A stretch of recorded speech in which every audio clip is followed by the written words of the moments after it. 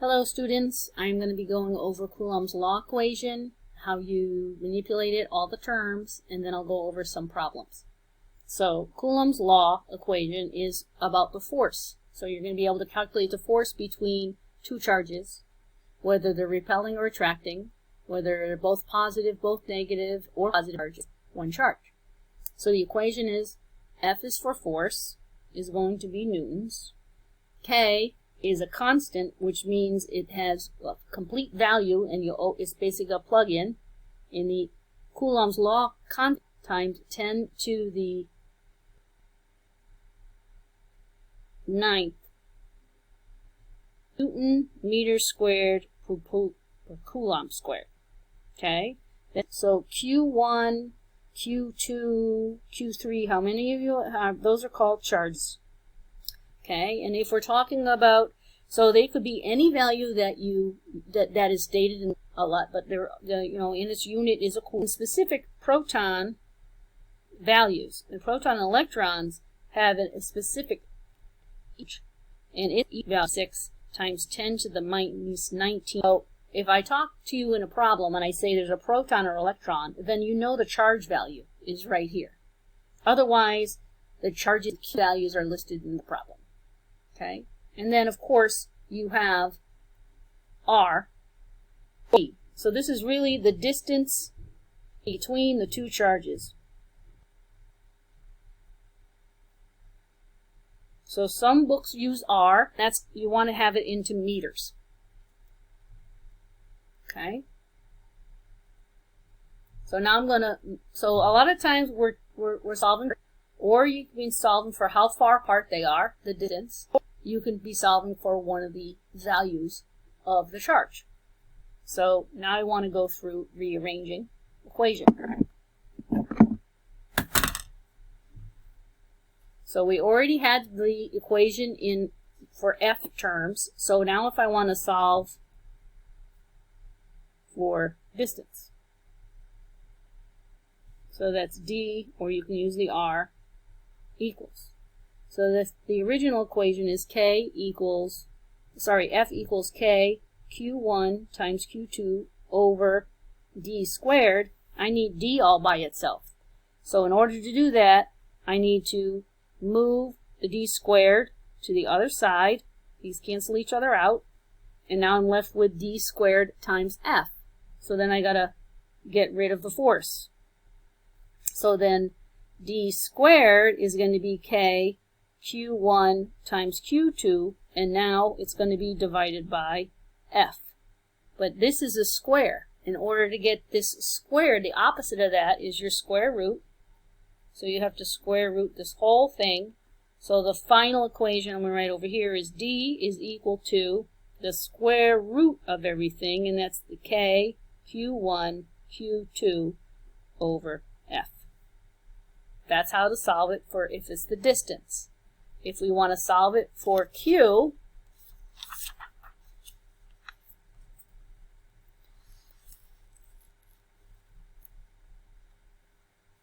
so we'll go to the original equation again, since I'm on another page. And now if I want to solve for one of those Q's, let's just say I'm going to solve for Q1. Okay? So that means I've got to rearrange the equation. So the first thing is you want Q1 all by itself, so you're going to have to get rid of all of these. So you ask yourself, what's everything else doing? Well, Q1 is being divided by D squared, so I'm going to multiply D squared, bring it to the top on each side. And now Q1 is being multiplied by Q2, so I'm going to divide by Q2 on each side. Sorry, Q2. And then the K, Q1 is being multiplied by K, so again I'm going to do the opposite. I'm going to divide by the K. So now if I rearrange this, so then these all get canceled. So then Q1 would equal F times D squared divided by Q2 times K. We don't normally will need to use this equation. It's usually a distance that we're looking for, or the forces. So now let's look at some problems. I'm going to bring this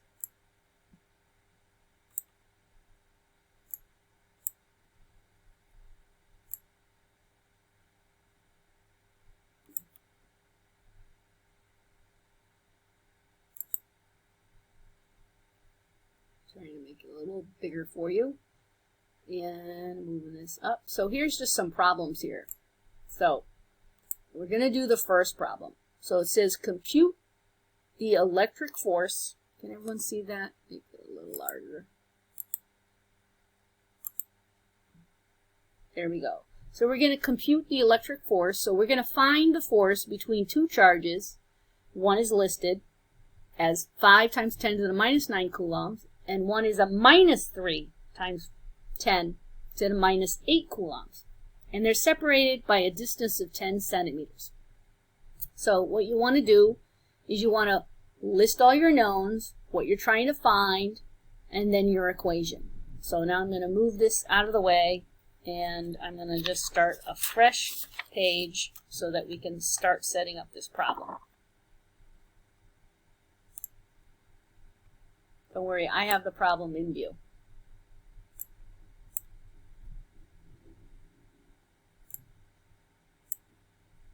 Okay, so problem 1 was to calculate the force between, we had a charge, we can just call it Q1, is 5 times 10 to the minus 9 coulombs. And then we had another charge that was minus 3 times 10 to the minus 9 coulombs. And they were separated by the distance of 10 centimeters. So our equation, and then we also have the K value, which is 8.99 times 10 to the 9. Okay, so if I'm solving for the force, it's going to be K, Q1 times Q2 all over D squared. And then the thing is, to get the magnitude, you can put the absolutes in here, but you have to pay attention to this negative. Okay? So I generally put them in. So the force is going to be the 8.99, the K value, times 10 to the 9, right? And then our first charge is going to be a plus 5 times 10 to the minus 9, right? And we're going to multiply this by a negative 3 times 10 to the minus 9. So then this, a positive times a negative is going to become a negative. And so the final force should become a negative. And then it's all divided by the D, which is 10 centimeters. Now remember, centi, you need everything in meters. So let's put this and use our scientific notation. So I just replaced the centi with the times 10 to the minus 2. And now we have everything in, and it's also squared.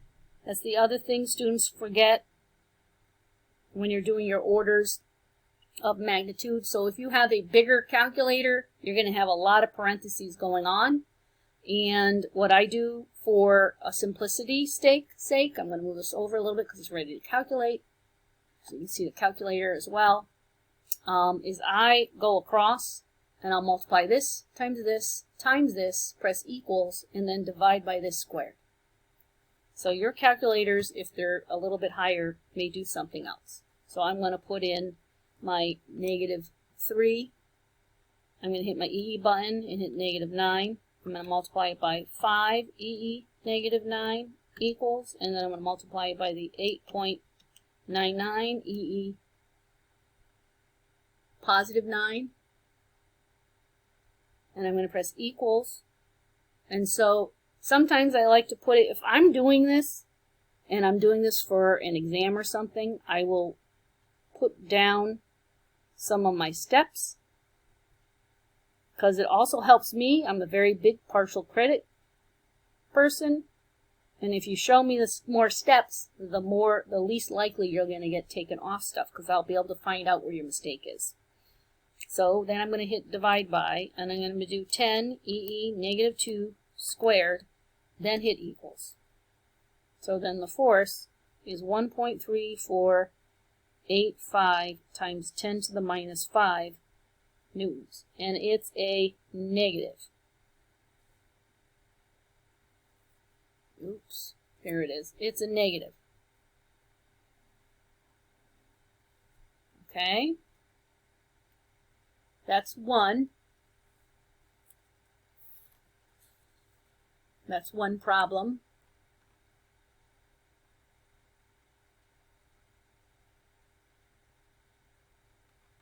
I'm looking for another problem here that they had. Well, I want three. Well, I'm going to go to 3-point charges because I know there's one like that on your homeworks.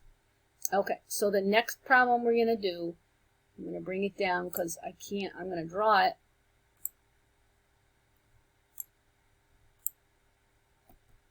Sorry, my computer's acting so slow.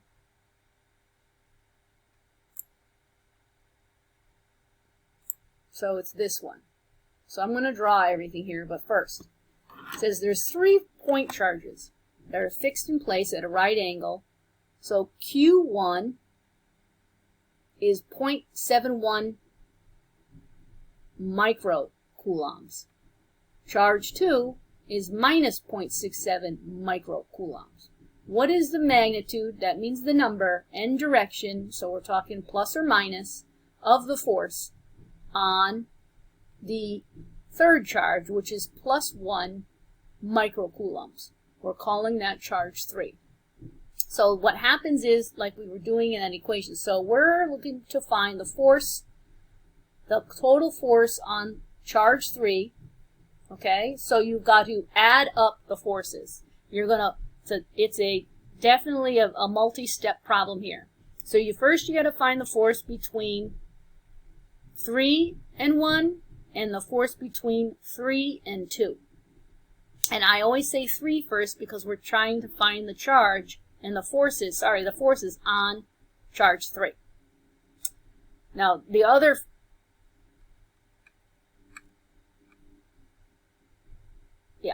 so the other thing that this value didn't give you is we were given this is 10 centimeters this way, and this is 8 centimeters this way. So because I'm looking for the distances, I have the distance between charge 3 and 1, but I do not have the distance between charge 3 and 2. So if you look at this diagram, which I'm going to draw in a minute, basically here's all the forces that you're looking for. So this is charge 3. I'm going to look at charge 3 against charge 1. And then if you looked at those values, you had charge 1. Just to reiterate, charge 1 is a positive, and so is charge 3. So they're going to repel. And that's why you're seeing the force from charge 1 and 3 is right here. Now, charge 3 again is positive, but charge 2 is negative. So they're going to attract one another. So the force is going to go towards the other charge. And that is the force between charge 3 and 2. So now you have to use Coulomb's equation, and I'm going to do it slower than this, but we're going to find the force between charges 1 and 3, and we're going to find the force between the charges of 2 and 3. But before I can get to that, I got a different way. We need to find the distance here, okay? So to find the distance, I'm going to mimic and write down the problem.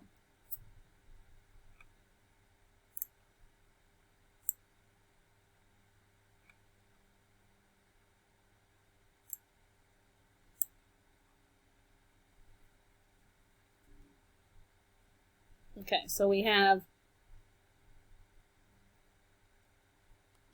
charge 1, charge 3, charge 2. We got 10 centimeters. We got an angle here. We know this is 8 centimeters.